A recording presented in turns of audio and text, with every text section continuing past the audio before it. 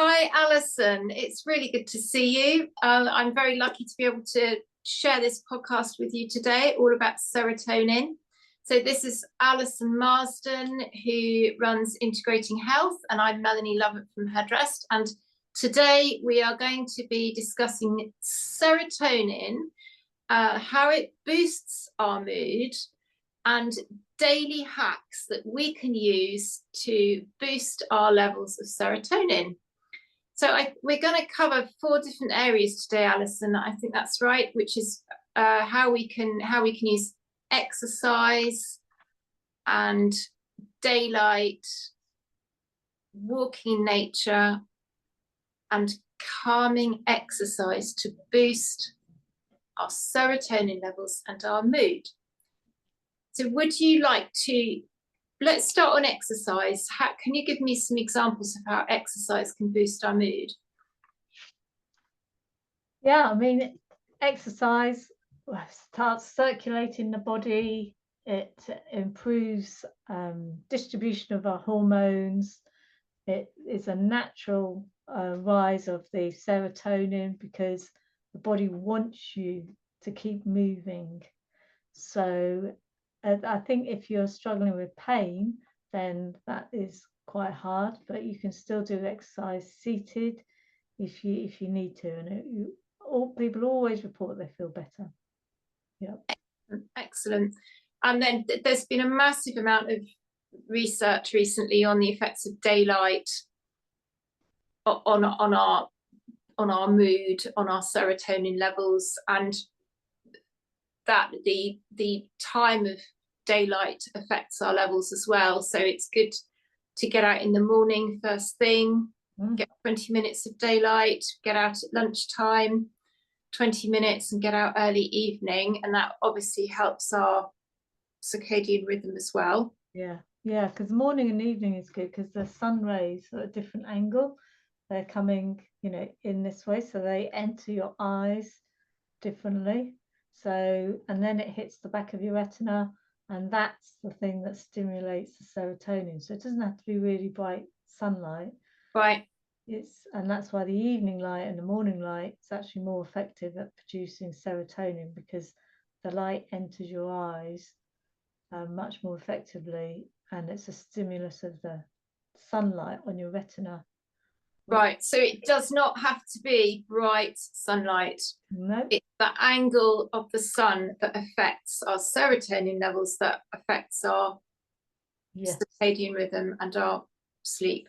Exactly. And this is how breatharians, if you want to go down that route or even just find out a bit about it, their breakfast is watching the sun rise.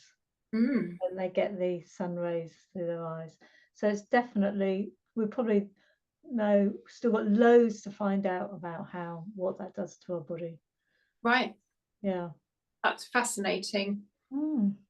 Fascinating. And calming exercises, whether we do breath work or meditation or just sitting quietly, they all have a profound effect on our mood, don't they? On our serotonin levels. Yeah, we can finish off with a breathing exercise if you want, because what happens is that you switch modes as your breathing becomes slower and deeper.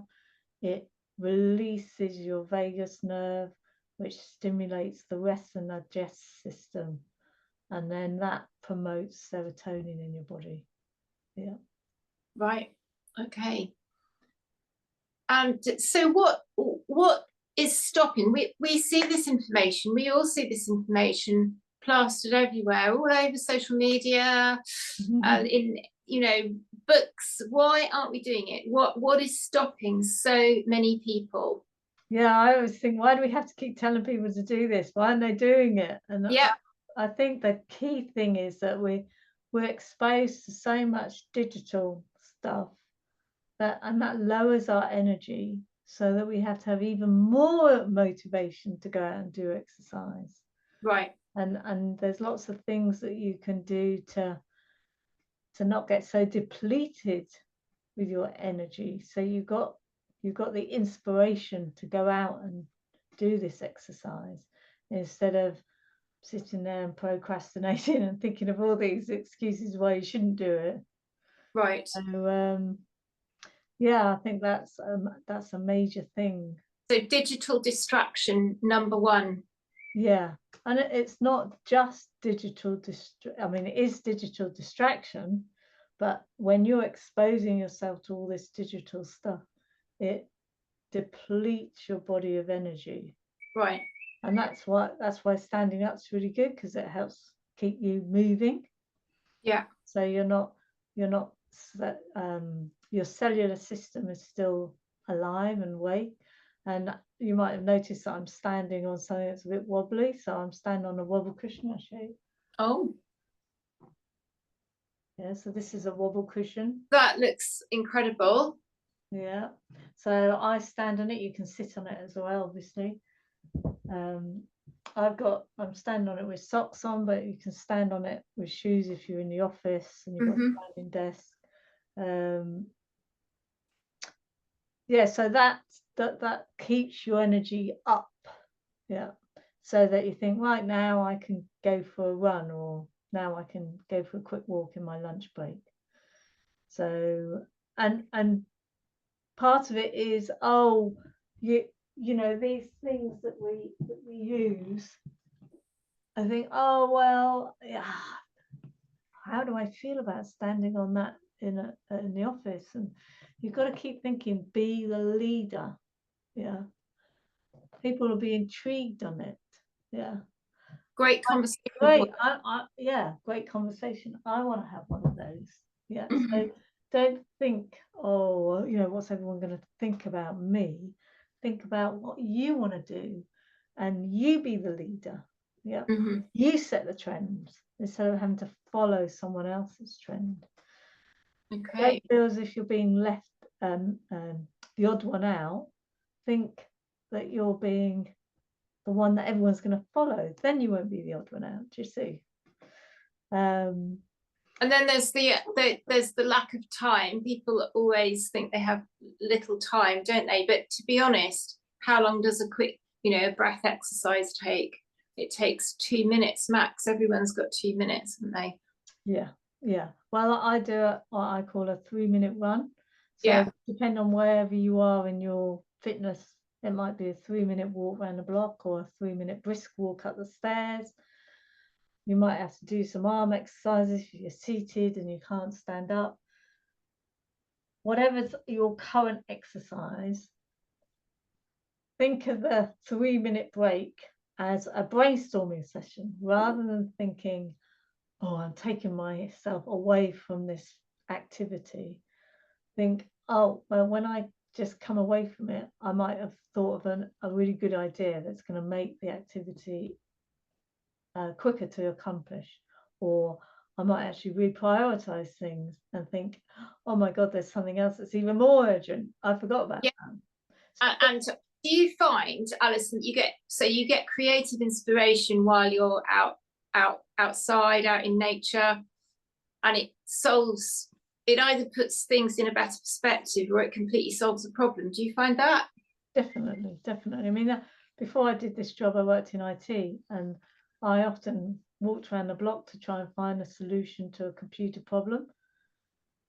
Not sit there ages. It would just come to me. Think, oh, I haven't tried this, or I haven't tried that. Yeah. So you definitely get better ideas by giving a quick brainstorming session away from the activity that you're in. I find that as well, and time-wise as well. I mean, it really works, I think, to park for when you're going to the supermarket to park. I mean, this is, lots of people know this. Parking at the far end of the car park, so you get an extra 5 minutes walk there, an extra 5 minutes back. You hardly notice you're doing it, but if you do that several times a day, it really adds up. Definitely. I went shopping today. I went to the butcher's, another way, and booze, and I was weighing down, rucksack in the front and the back, and I said, I do this so I don't have to go to the gym. Yeah. Lovely. You keep thinking of things that save you time, because you're not you're not doing something else. So yeah. And then of course that my big bugbear is women's shoes and women's coats. Now, if you haven't got comfortable and in the winter waterproof shoes, then that is going to affect where, you know, how far you walk and in what weather conditions you walk. So I think it's so important, especially for women, to have comfortable, nice looking and waterproof shoes, and obviously a warm and waterproof coat. Definitely. That looks the part, that looks suitable for the office or suitable for day-to-day living. I mean, I know someone who leaves her running shoes at work. Mm-hmm. She takes them on a Monday, leaves them all through the week, and then brings them back on a Friday because she goes running in her lunch break. Mm-hmm. Nice. So yeah, you know, give yourself the option of changing shoes if you want to. If I'm going out and I think, oh, I might be able to get a little bit of a walk, I slip my walking shoes in the car. You know, whatever works for you. So supposing you've got a cleaning job, yeah, you could say, right, every time I arrive, supposing it's a cleaning job in a hotel, every time I arrive in a new room, I'm going to do some breathing exercise with my arms, really get my arm and my back working. I might do a forward bend, and that's part of my cleaning job. Yeah. And think of your cleaning job as a gym workout. So then you don't have to go to the gym. I like it. Yeah.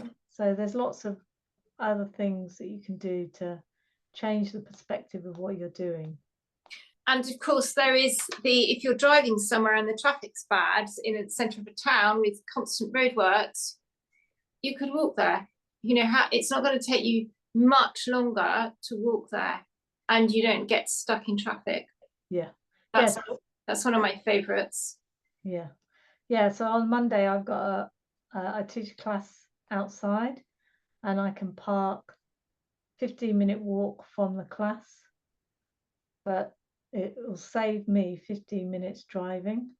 So I haven't, you see, and I'm using less petrol, less carbon input. So you can think of things that reduce things and save you time and still get your exercise.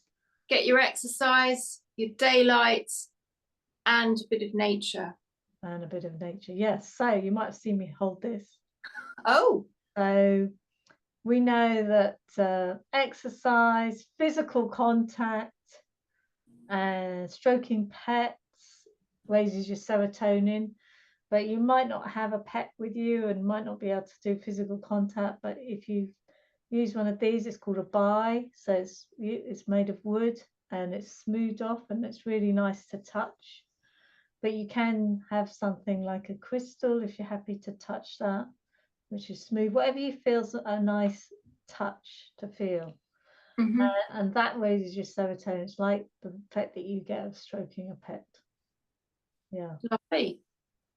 Lovely. And these are all mood boosters. They're all mood boosters. And the problem that you have is that if your mood drops so far, you haven't got the motivation, the inspiration, the energy to do all these things. And this is why people are having to keep telling you to do it.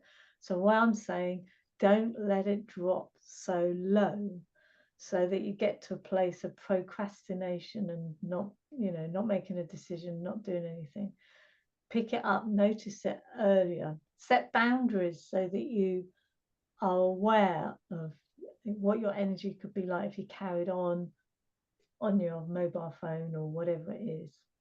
So just to recap, Alison, things that boost our mood are exercise, daylight, outside daylight, Mm-hmm. being in nature, doing calming exercises, and Sure. physical touch. And the things that get in the way, why do we constantly need to be reminded of these things? It's because of digital distraction, perceived lack of time, not being prepared, not having a warm coat, that sort of thing. So the hacks so that we can weave these things into our day-to-day life are just being aware of our energy when we are on our phone or on our laptop, and do not let our energy drop.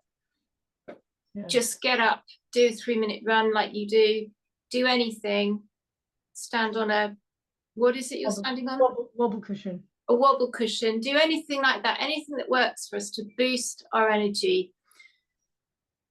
Try and double up on activities, walk somewhere instead of driving, park further away from the supermarket, and also be prepared to have comfortable shoes and a warm coat, a waterproof coat, so that we can walk places. Walking is great. We get exercise, daylight and nature all in one fell swoop. Fantastic. Yeah. And if you have got zero energy and you couldn't be bothered to go outside, then you could do some breathing. And shall we finish off with a 2-minute breathing exercise? Yeah, yeah. So you can do this sitting, lying down, do it in the car if you want to, in a traffic jam. So that's where you're going to bring your awareness to support. So if you're standing, you've got the floor underneath you. If you're sitting, you've also got a chair underneath your sitting bones. And when you breathe out, allow your weight to drop back into that support. And then when you breathe in, allow your ribs to widen. Out, weight dropping back into support. And if you also think of your neck releasing so that your head balances freely on top of your spine, then your spine will begin to lengthen up as well as down into the support. So we're going to think of those thoughts, weight dropping back, allowing your neck to free. And on the in-breath, allowing your ribs to widen and come back behind you. So we're going to do that with 3 breaths. And when we breathe out through our mouth. And when we breathe in through your nose.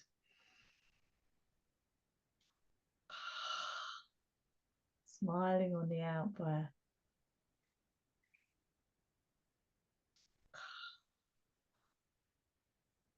And once more.